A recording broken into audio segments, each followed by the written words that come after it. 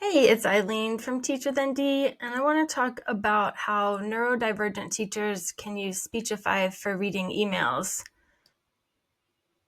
Teachers are always running short on time, and I know from when I was teaching how full my email inbox always was, and how I often didn't have time to go through and read everything that I wanted to or needed to.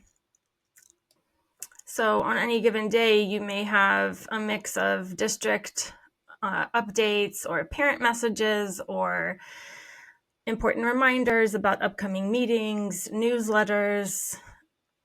The list goes on. And for any teacher, that's a lot to get through. But when you have executive function issues on top of all of that, it can become increasingly challenging to get a clear inbox at the end of every day.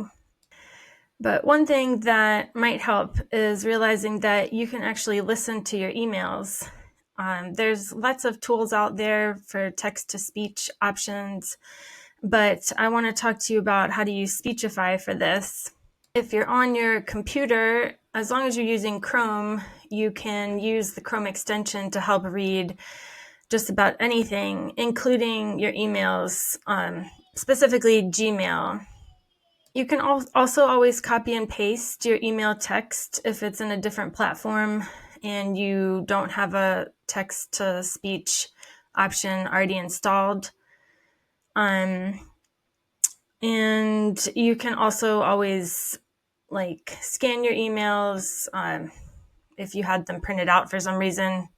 You could take a picture and upload those, or you can also, on your computer, you can use one of the Speechify functions where you can click and drag over a section of text to select it and highlight it.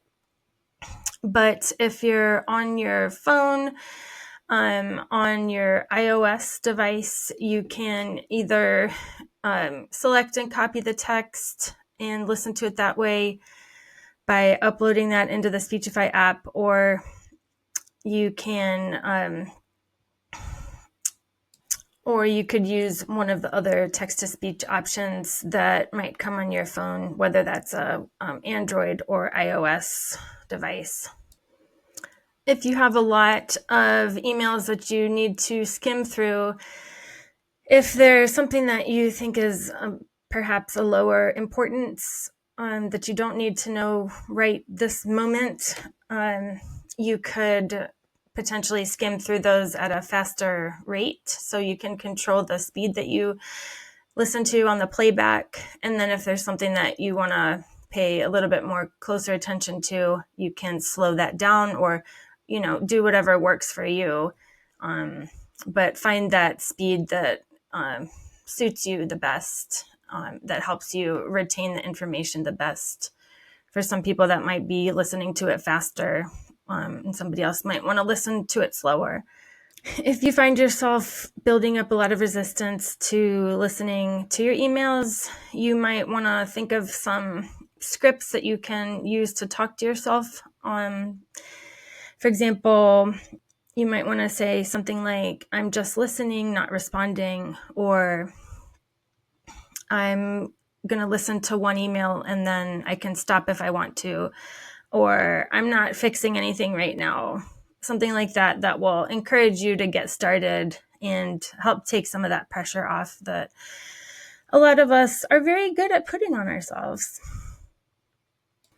But above all, you need to give yourself permission to make adjustments to support yourself, including your brain. And for me, Speechify has been one of those things that has really helped me function, to be able to get through reading of all sorts. And whether or not you use that or a different text-to-speech tool, just giving yourself that permission to do so is important. So I hope that helps, and I'll talk to you later. Bye.